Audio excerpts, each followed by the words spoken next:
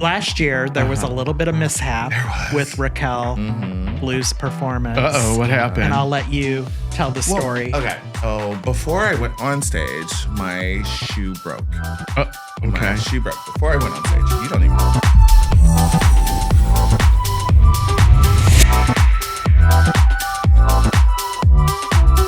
Welcome to another episode of the Skittle Squad podcast. We're glad you're here. My name is David Smith, and I'm with my co-host. I'm Paul Pfeiffer. Hey, Paul, how are you? Hey, I'm good. How are you? Great. Again, Awesome. Skittle Squad really is here just to bring you all of the latest goss, hot topics, highlighting businesses in the LGBTQ plus community here in Tampa Bay and beyond. And excited to be here today and to talk to our guest, Raquel Blue. She will be on in just a few minutes. Love me some Raquel Blue. Oh, she is going to be spicy. Spicy. Cannot wait to talk to her. Yep. So thinking about current events in the world right now, when you think about what's happening, you know, we don't like getting too political on our show, but Yep. you know, things are a little volatile. Stock market's going up and then down and then maybe down again. How do you see maybe ways folks can save money? Like, you know, maybe folks are looking to try to, you know, trim their budget, you know, be conservative. What advice would you have for folks out there? I don't know if I have any advice because I'm independently wealthy, but let me give it a shot here. So, Well, you heard it from Paul. Okay. So I know for me, when I was in times where, you know, I was struggling, you know, really when I was single, Okay. a lot of times, you know, because there are times in your life where you'll go through like some event or something and it kind of forces you to start all over. Like there's been lots of times in my life where I've been up and I've been, you know, down. And one of those times was right around COVID time. Okay. And, you know, I found myself, you know, trying to live by myself in St. Pete. I lived in St. Pete at the time. And, you know, kind of living paycheck to paycheck. So there were things that, you know, I had to kind of do to adjust. Right. You know, and, you know, some of the tips that I have, and I'm going to, you know, people are going to laugh and roll their eyes when they hear this, but, you know, I always order from Uber Eats. Fees. I know, fees, and you pay out the wazoo. You do, but for you have that convenience. luxury, but it's so convenient. You can order crumble cookie at midnight. But, right. But, you know, cutting that out and, you know, cooking at home, which, you know, is impossible for me too, because I don't cook. But So would you say you're not a cook at all? Rick is the cook? Rick always does the cooking at the house. I've tried to, you know, cook and he's tried to teach me and I just have no interest in it. Right. It's just not my thing. Yeah. So I will always go for convenience over, you know, actually cooking. So I'll throw like a frozen pizza in the oven or you know, or I'll do like Abby does and have the dino nuggets. Oh, the dino chicken nuggets. Right. Yeah. Or something along those lines. Yes. Where Rick, you know, is definitely the cook in the family. So, but it does save you money. I mean, there have been times like when I, you know, and we talk about this too, when I go on my up and down dieting thing and I decide, okay, you know, I'm going to diet and I'm not going to eat fast food and I'm not going to, I mean, it does save you money. It does. For sure. Yeah, it requires that pre-planning, especially when you're cooking at home. You got to make sure that you're buying the ingredients and that you're cooking them. And so. Exactly. Yeah. Exactly. And, you know, the thing with me was, you know, I tried to do the meal prep at one time and it just drove me crazy. Like there are some amazing meal delivery services that are fresh out there. Like I use Fresh Meal Plan. Yeah. I've used them for actually almost 10 years because they delivered when I lived in Miami. So I do find that to be really economical, healthy, portion controlled. So how does that compare to regular grocery shopping? Like is it more expensive or is it? I think I'm paying probably between $10 to $12 per meal. Okay. So it depends on like what you're comparing it to. So if you compare it to ordering Uber Eats, I'm saving a lot of money. Right. If you're comparing it to shopping, it might be a little bit more expensive sometimes, but you're getting that convenience. It's fresh and you're throwing it in the microwave for a couple of minutes and you're done. And so you've got that convenience of pre-portioned, calorie-controlled meals. And so I really enjoy it. I like it a lot. I think it saves me a little bit of money. Now, sometimes will the weekend and I have 10 meals left from Fresh Meal Plan and I've been ordering Uber Eats? Potentially. Yeah. Yeah. So you got to be careful with that. I've tried that before too. And I found that, okay, I did it for, a month or so and then I'm back to the Uber Eats. It's just, I feel like when you are in a career that is a demanding career, there's certain conveniences you have to pay for. Yeah, there's certain conveniences that you have to pay for because you're working more than 40 hours a week. Yeah. And you know this because you're in the corporate environment like I am. You're working more than 40 hours a week. And especially if you're in a global position like I am. Right. I mean, I'm on the phone on conference calls at 6 in the morning, 5:30 in the morning because I have to talk to Asia, and I have to be camera ready. And it's just more convenient to do it that way. It is. So the other thing that I found too is Capital One actually has like a Capital One shopping app. I use that. It's a plugin on the browser. So cool because you'll be shopping online and then all of a sudden the Capital One shopping app will pop up and it'll look for discount codes for you. So you can save money that way too. I've saved a ton of money. Yeah, me too. Some of the branded merch that we bought, like the Step and Repeat that we got, we actually got a discount on because the Capital One shopping app popped up and said, here's a promo code for you to use. So, so that helps. And when you think about like, really like saving the planet, there's a lot of really great things you can buy on Facebook Marketplace or buy used instead of buying new. I recently bought a car seat off of Facebook Marketplace. What, is there something you need to tell me? So I do have an announcement. Like, wait, aren't you gay? Like, wait. No, I had my niece and nephew visit. And so instead of buying a brand new car seat, we got it off of Facebook Marketplace. But really just kind of reusing really, things that are still good. I know a lot of my friends like to save money with that. And really another item to take a look at is what subscriptions are you paying for every month? Oh, for real. Because I know I'll do an audit maybe once a year and I'll find at least 2 or 3 items that I'm paying every month that I did not know about. Yeah. I'm the same way.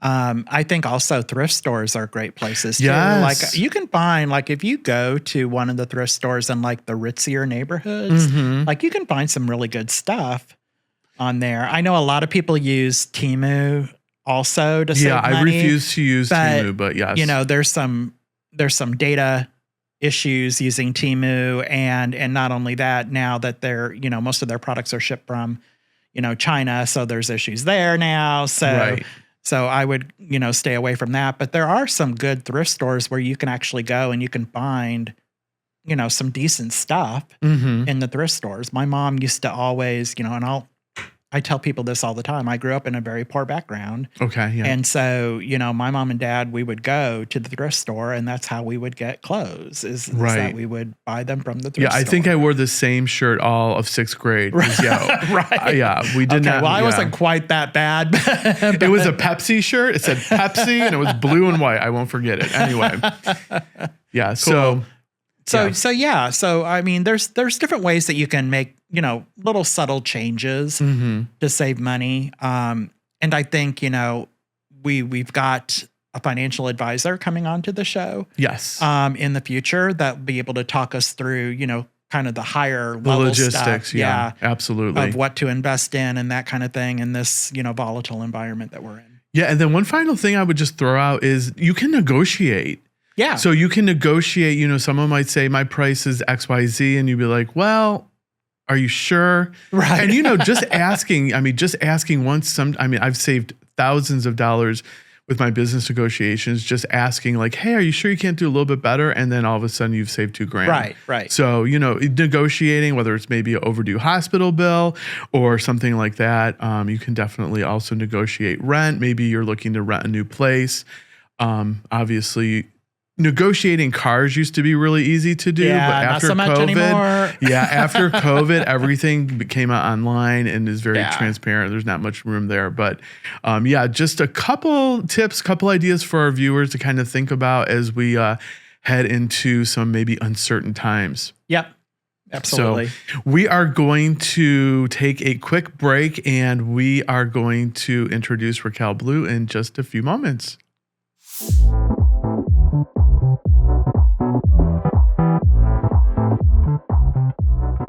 Welcome back. We are excited to introduce Raquel Blue. She is a renowned drag entertainer, choreographer. She has many, many years of experience. That number we aren't sure about. And we would like to welcome Raquel. Welcome to the show. Thank you, So excited for you to be here. I'm excited to be here. Yes, it's really an amazing opportunity. And yes, so many years, because let's just go back so that we can address it. I have been doing drag for 18 years. I have been a professional performer and dancer for 30. Wow, that's absolutely amazing. I have 3 Emmys. Now, I know that you've done some work on cruise ships, and so I can't wait to dive into that and hear a little bit more. I'm sure you've got some fun stories, right? There's so many, but are there children involved? You can say whatever you want. I'll just leave it at that. No FCC. FCC is not involved. I never give to, because they're not my kids, and it's called parenting. Some people forgot to do it a long time ago. That is so funny. Yes. So where do you want to get started at? I know you're involved with so many different things. You've been in the community. You probably know a lot of people in the community. We could talk about what you're working on now, but really, I kind of want to get your perspective on just the queer community in Tampa Bay in general, kind of like, what are you loving? Maybe what are you not loving? Like, kind of just the current vibe that you're feeling, because you do see so many people. Oh, I do. Yeah. I think one of the most incredible things about this community is that we do know how to pull together, but it's only certain people that like to be together. Yeah. Okay. There's Florida is very well known for their pageantry systems and being pageantry based. When I was in Las Vegas, when I was doing drag, I never did pageants. I was always a background dancer for somebody. Okay. But I did compete for Mr. Las Vegas Pride when I first moved there. So when I first started competing, I was competing as a dude. The Las Vegas scene was so embracing at all times. Interesting. Okay. I worked with the Sisters of Sin City Sisters of Perpetual Indulgence, the NGRA, which is Nevada Gay Rodeo Association, as well as the IGRA, the International Gay Rodeo Association, as well as the Imperial Court. I was, my career got started because I was volunteering my time. Okay. And I loved that community that was in Las Vegas. I didn't find that to be the same here. Okay. I found that this community in Tampa is very divided. It's very divided. There's the people on this side of the bridge. There's the people on this side of the bridge. These are the title holders, and these are the non-pageant girls, and these are the monsters, and these are the non-binary performers. So I don't feel that same togetherness, because at the end of the day, we're all performers. At the end of the day, we just want to build those bridges, because I like to keep people that are entertaining, whatever it is, entertain.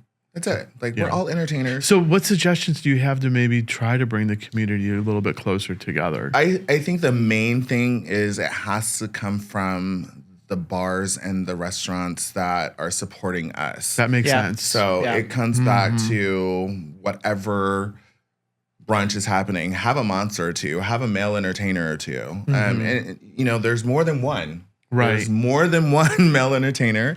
There's more than one androgynous drag. People understand that drag is entertaining.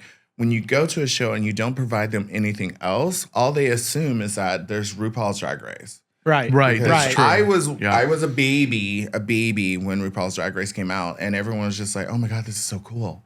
is so cool. But now it's redefining what drag is. So what you're seeing is you see amazing entertainers that aren't wearing hip pads, aren't wearing bras, aren't wearing boobs and things of that nature. But the history of drag was we had to wear 3 articles, not me personally, the people that came before me had to wear at least 3 articles of male clothing. Otherwise, you would get arrested. Oh, wow. So that was a huge thing back in the LGBTQ community because it was that. Wow. It wasn't just we just wanted to dress like women. We just had to also have articles of male clothing on. Had to be male clothing. Wow. So whether it be underwear or socks in their bras or things of that nature, that's what had to happen.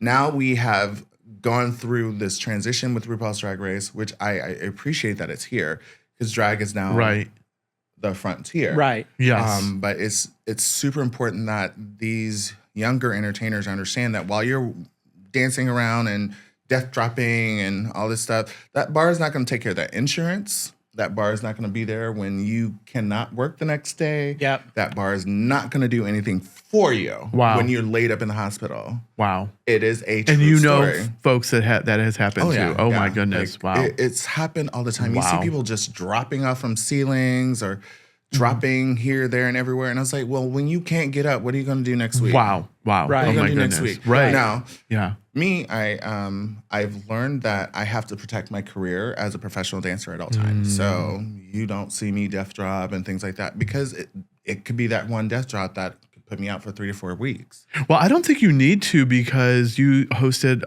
part of our launch party. Yes, thank you it was so much. And you were just outstanding. I had a good So thank you so much. Yeah, we had a great time. And I have to say, so we had not planned on No, we didn't. Raquel or Veronica performing. You all volunteered to do that. And so we much appreciate it. We appreciate the support and the love and everything. And we give it right back to you both because you both are outstanding. And I would say it would be fair to say that everyone was mesmerized. Yeah. I was like, hey, sis, we're going to entertain these people because this party looks like it needs a little help.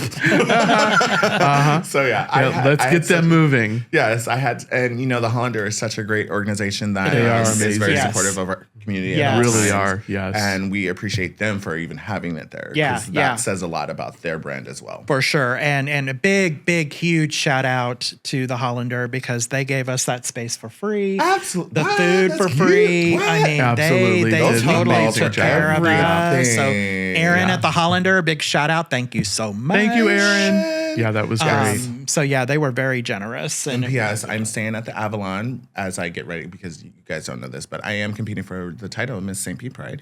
You guys kind of know that because you guys are grateful.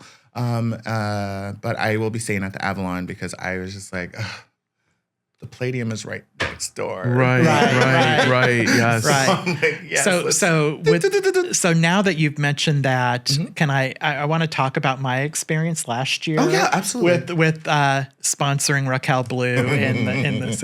So classic. So I met Raquel at a Balance event, which is how I typically meet a lot of people in the community. Like we have our monthly social events and different folks come out, and that's how we met. And we got to talking and we immediately struck up a friendship. Like it was one of those, you've known each other for years type things. Right.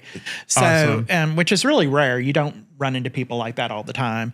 And she was talking about, being in the Miss St. Pete Pride pageant. And I said, well, what do you need? And so I sponsored her.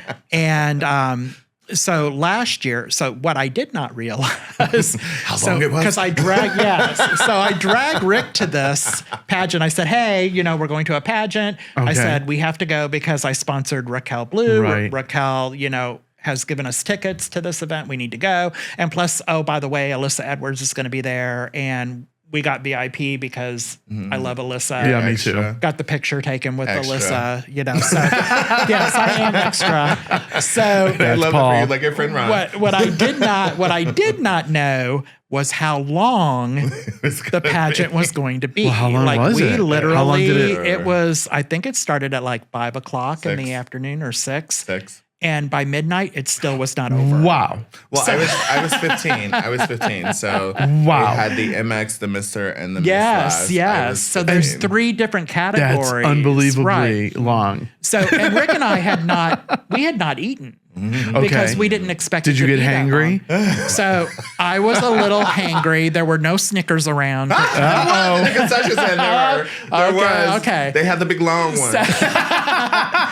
So Paul was I did not happy. know that. Got it. So afterwards we left and we immediately hit like a Wendy's drive-through because we were so starving at that point. So this year when I told Rick, I said, hey, we're sponsoring Raquel Blue. The Skittle Squad's sponsoring Raquel Blue this year. I'm like, we're going to be prepared and eat beforehand because you're going to be there for a while. Right, Like, right. It's a long event. Well, Okay. Well, the beautiful thing about what's happening this year is they have made some changes because the history of the Miss St. Pete Pride pageant was Miss St. Pete Pride. They did have a few misters. They did try to do MX years ago. For those of you who don't know, MX is just a non-binary character, so male or female. But in our day, because we're saying that we're the same age, in our day it was called androgynous. So it was you were a little feminine or you were a little masculine, and that's what it is. Right. So that's what the MX category really is about. So there needs to be a little femininity and a little masculinity at the same time. It should be that. But I digress. It should be that. But, you know, the beautiful thing about it is there were so many contestants last year. There was a lot of contestants that weren't had never competed before. Yeah. And this is definitely a community that is about supporting each other. Yeah. I know I literally did 2 costumes for 2 other contestants. Oh, that's amazing. Like literally I was like, okay, you got to do this. You got to do this. But, you know, things happen. Fairy godmother. So last year there was a little bit of mishap with Raquel Blue's performance. What happened? And I'll let you tell the story. Well, okay, so a lot of people do not know this, but again, I'm a professional dancer. So at all times, I am always thinking about, will I be able to work tomorrow? Anyway, so before I went on stage, my shoe broke. My shoe broke before I went on stage. You don't even know this.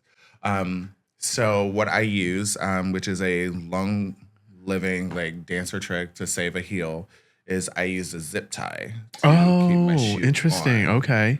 And as I'm doing the second half of the number, the zip tie itself broke. Oops. So I was on stage trying to take it off. And I was giving you a good old MC Hammer. Right? Right? She improvised. I mean, she did a really good job It kept improvising. in time with the music. It was. Is there a video of this? There is. Yes, there is a video. And I am not afraid. I am not afraid. Show it, blast it, remix it. Yes. But I eventually got the shoe off once I was able to break it. And then I immediately decided, after doing the partner work that I did with my dance partner, 𝘊𝐿𝐿, love him. P.S. 𝘊𝐿𝐿 is going to be in Kinky Boots at 8 o'clock theater. So check that out. Oh, love that. Okay. But after I finished, I literally said, because we had everything planned and we had rehearsed, and I literally said, I'm not going to risk this because at this point in time, I'm just in just my tights and fishnets, and I'm not going to risk injuring myself doing this talent. And then immediately I go downstairs and everyone's like, wait, what? What's happening? There's still video. I paid for the video, so watch. But I immediately went downstairs and I was like, I know I just lost this pageant. I know I did. But, you know, the thing was is that I respect my craft. Right. And Alyssa Edwards did come downstairs and she's like, I see you. I get you. Right, because right. like she's a trained dancer and a dance teacher as well. Right. Yes, pageants are great. Yes, we invest a lot of time and money in pageants, but I have to still be able to work. I don't work at a desk. Right. I don't work at a call center.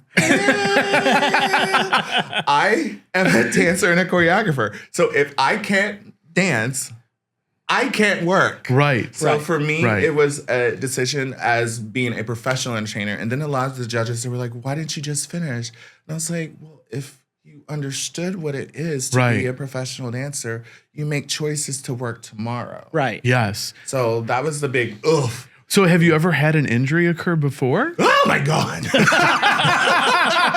Oh Oh my God. Maybe one. Oh, okay. So this is an actual scar.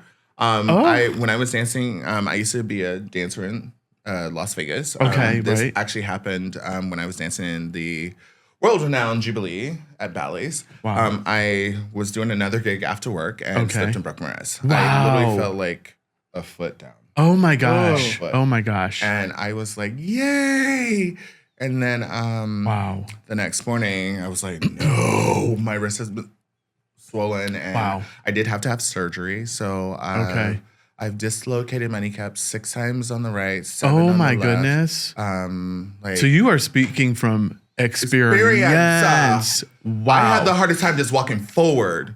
But you put me on a dance floor, I will twirl the house down. But walking and me, we don't agree. You could dance everywhere. That's hilarious. Well, I mean, I'm also a trained gymnast. So, I mean, like, most of my schooling was paid for by gymnastics because I was a cheerleader. Okay. My dad hated that I was a cheerleader. Oh, He's okay. like, why you always want to do stuff girls do? And I was like, because that's the stuff I'm good at. And look at me, now I'm a girl. Well, you grew up in Mississippi, right? I did. How was that experience? It's the exact thing you would think it would be. Okay, all right. I grew up a black gay boy in Mississippi. I was able to read. We did have the bathrooms inside, not outside. Okay. My parents were not related. Okay. It took me a second there, and I was like, okay, I saw what you did. Like, they didn't even... My mother was from Mississippi. My dad was a minister, so I grew up in a very militaristic... Because my dad was in the Air Force, so I was actually born in Case Air Force base. That's also the same place my mother died. That's literally where my mother died. She was killed by a drunk driver. Oh my goodness. But my life was very what you would expect in Mississippi. I wanted to be exceptional. I knew I was different from everyone else. I knew that there was nothing that I wanted to do more than perform. Okay. I was in choir. I started 6th grade. So you've always had that gene, that passion. Always been there. That's amazing. Okay. It has never deviated. And then how old were you when you finally left Mississippi? Okay. So it's very ironic that this happened. So I'm gonna give you the commercial version. Okay. Commercial. Okay. Commercial. When I was still in school, I went down to Harrah's Casino in New Orleans. Me and my best friend went down there. We had a good old time. We did what we do in New Orleans. What stays in New Orleans is still there. That's right. And then I found out about this show that was opening called Masquerade. And then I went back home and I researched it, blah, blah, blah. And I was like, okay, let's do this. So I went and auditioned for it. And then the show was based in Las Vegas. Okay. But it was going to be, the company was based in Las Vegas, but it was going to be here in New Orleans. Got it. Long story short, I auditioned for it. I got it. Oh, yay. So I left. Okay. But then we came back. And then Katrina happened. So I left again. Oh, interesting. Okay. So okay. I left again. So I was. And Katrina was what, 07? I can't remember. It was not 07. What, 05, 04? 05. Okay, 05. I was literally 25. Okay. So I left New Orleans because our entire cast flew out before the hurricane. Right. And we all just watched everything go up and. Oh my goodness! Wow. Okay. Yeah. Katrina was so scary. It was for sure crazy. For sure. Yeah, for sure. And people don't realize it. I mean, it impacted more than New Orleans. I mean, it really did impact a lot of states anyway. Right. Because the people that left New Orleans would go to other cities. Right. Like, for example, I think at the time I lived in Atlanta. Okay. And, people were coming to Atlanta and you've got an influx of people coming Just in from everywhere. Yeah. And there's not enough room for everybody. So I can't even imagine what it would be like to go through something so traumatic like that. It's been absolutely devastating. Yeah.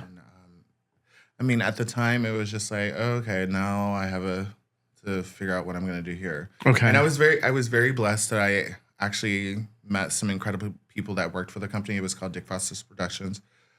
So I moved out there and I I can't even tell you how grateful that company, like they saved all of us. There were 17 in the cast. That's amazing.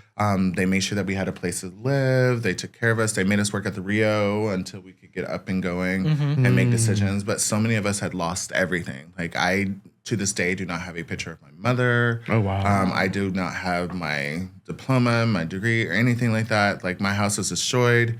My dad ended up moving to Texas. So I literally have nothing beyond the age of 25. Oh, wow. And a lot of people don't think about that, but like I don't have a picture of my mom. Wow. Right. So like when I describe my mother, I'm like, she kind of looks like me, but not with this makeup. But it's like I have no picture of her. Yeah. I have no picture of me beyond 25. Wow. This is before like digital. MySpace and Facebook was all like a thing. Yeah. So I have no kid pictures, no nothing. Wow. Like nothing. You have your memories.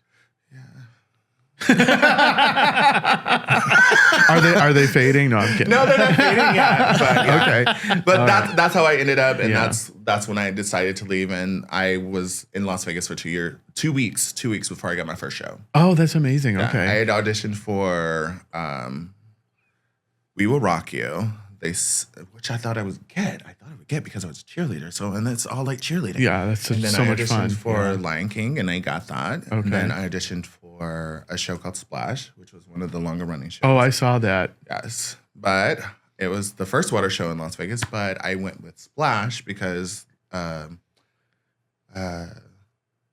other show was Hairspray. Yeah, Hairspray, not Lion King. I did get Hairspray. I did get it. And then the rehearsals didn't start till December. I had no money. I had no anything. So I went with Splash. And I believe that's the show that saved my life because like I didn't have money. I didn't know what to do. I didn't know what to do. I was like, I lost my driver's license. I was like, I can't even get a replacement. Wow. So I keep thinking about that movie Showgirls. Yes. Like were you like the character in Showgirls? I was not. I was very much not that. Okay. I was actually a trained dancer. But it was very fun my first show was topless. So like, I'm not even kidding. Well, I remember seeing Splash in the like mid 90s and I was mortified because it is topless. They were topless? And I was sitting like maybe 5 feet away from these huge breasts right in my face. And I was like, what? Yes. Was not my cup of tea. It was not my cup of tea either because I was used to like Greg Thompson stuff because like we had casinos back in Mississippi. So I was used to casino shows. Okay. But like this was like, wait, do I look? So I remember my first show, like it's on video. And I'm sitting here like escorting the girls down with my eyes shut because I was like, no one told me whether I'm supposed to look or not look. But now it's like I go see a show and I'm like, show me your titties.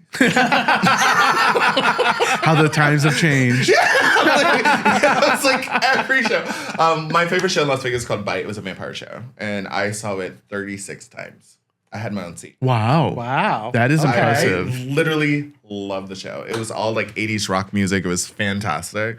If you want to, you can Google it. Bite. It was just awesome. It was just awesome. It was everything I dreamed a little girl could be. So you've been to Vegas before? I've been maybe like 10, 15 times over the years. Oh, wow. Yeah, many times. Okay. Cute. Yeah, it was fun. I went to Vegas a couple of years ago. I don't know. I feel like it's really lost its allure. You know what I mean?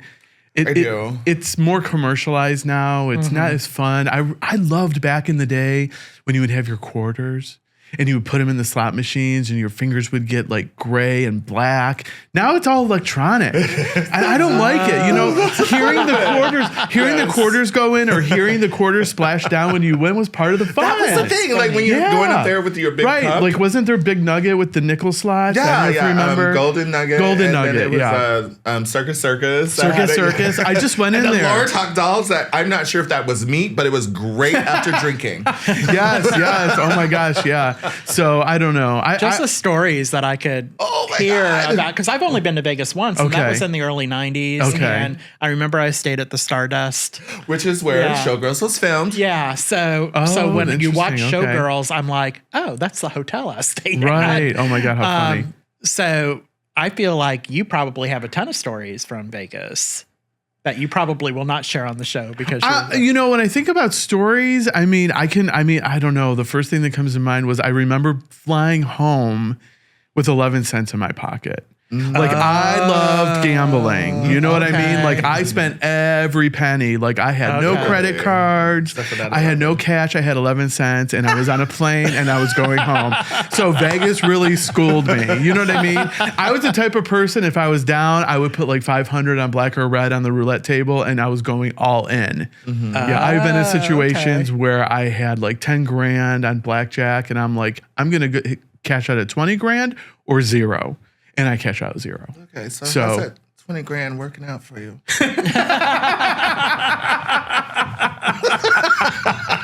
So anyway, yeah, I used to be an avid blackjack player. I used to count cards and all of that back in the day. Oh, yeah. See the stuff that you learn on the podcast. Like, I did not there know we go. that. Well, here's some other trivia from Showgirls. Okay. So when she's in the casino at the very beginning of the movie, the game she's playing is Splash.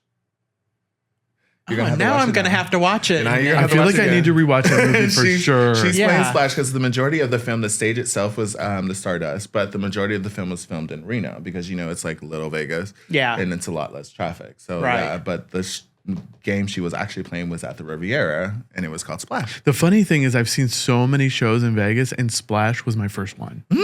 So, yeah, I vividly remember that. Yeah. Well, my first And it was the 10 p.m. showing. So, you know what that means. Topless. Yeah, they're topless. Yeah, because we had that whole thing. I think there was a point when I was in Jubilee, which you obviously have seen. We started doing coverage shows on Saturdays, and I was like, "What the?" Okay. So like they're gonna wear see-through rhinestone bras, but we get the picture, right? And it didn't work out. No. And then they tried to revamp that show. Did go on forever, it though. It did, but they had Beyonce's choreographer come in and try to revamp it, and it just did not work. Yeah. What's good is good. Yeah. You know what I mean? But so I loved hearing about your journey. I'm sure there's been moments where you were like, this is hard.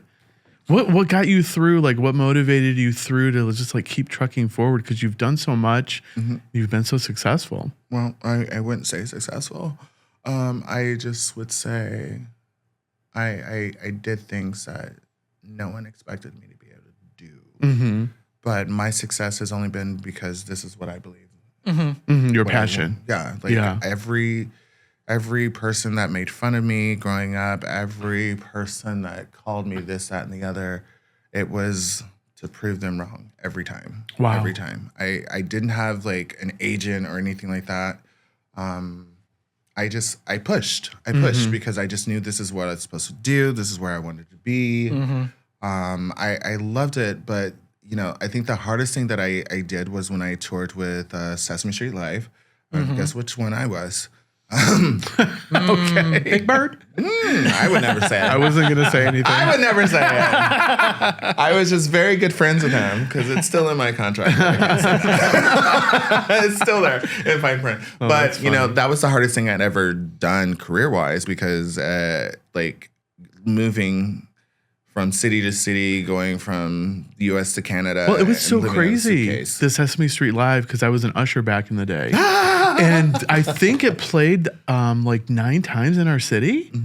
So I can't even imagine how you were doing that, like 9 times in every city. Oh my goodness. City. Wow. Well, we did 59 cities. But what I did was